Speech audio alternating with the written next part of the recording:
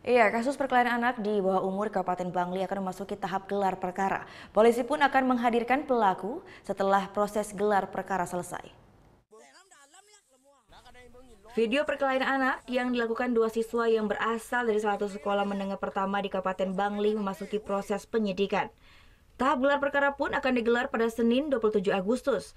Setelah sebelumnya polisi memeriksa keterangan 3 orang saksi dan melakukan olah TKP serta telah melakukan visum terhadap korban.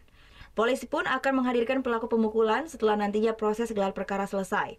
Dari dugaan sementara, perkelahian siswa ini masuk dalam kategori kasus penganiayaan di bawah umur.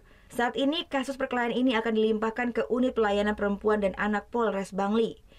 Sampai saat ini, kita sudah periksa 3 orang saksi. Olah TKP juga sudah kita lakukan. Visum juga sudah kita lakukan terhadap korban.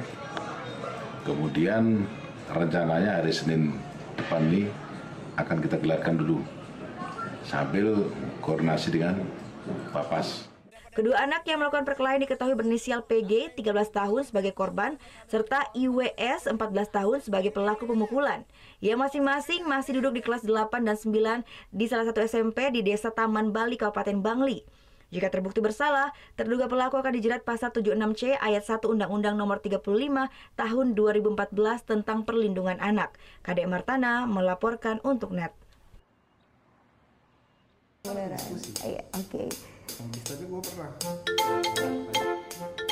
Nah, udah kan nonton beritanya? Jangan lupa di subscribe, di like, dan juga di komen ya akun YouTube dari Net Bali. Terima kasih udah subscribe. Yang belum, jangan sampai lupa. Di sebelah sini nih. Tetap subscribe.